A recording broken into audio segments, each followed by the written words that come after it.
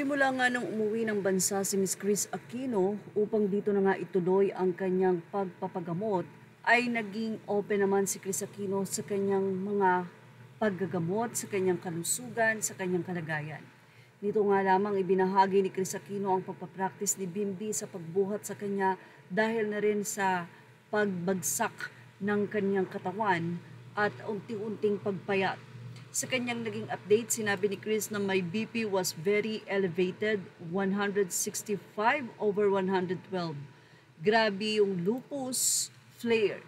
My fever was 40.2 and my face was purplish or red.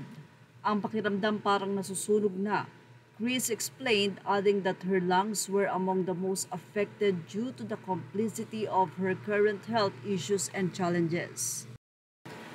Update ni Chris Aquino, 37 kg na lang daw siya kaya pinipilit niyang kumain to gain weight. Sa katotohanan, malungkot si Chris Aquino dahil mayroon nga siyang 9 autoimmune. Na ibig sabihin, imbis na mabawasan ito from 3, 4, 5, 6, 7, ngayon nga ay 9 na. Ganun pa man, nananatiling positibo si Chris Aquino na kakayanin niya ang lahat ng treatment na meron siya.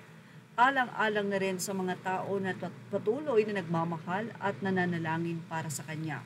Marami naman ang sobrang humahanga sa anak ni Chris Aquino na si Bimbi.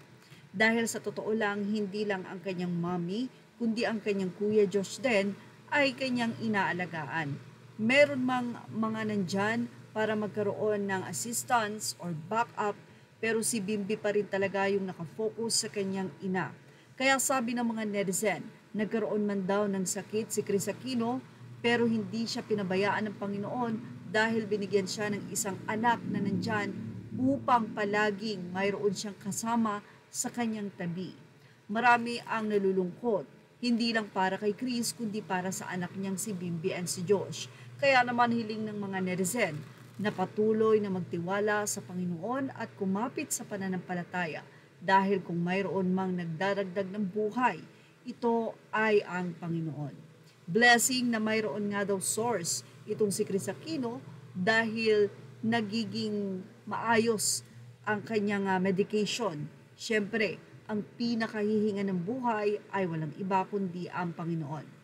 Marami naman ang nagsasabi na pwedeng-pwede daw maging host si Bimbi matapos nga na ilabas ni Chris Aquino ang ilan sa mga video ni Bimbi, kasama ang ilan sa mga personalidad.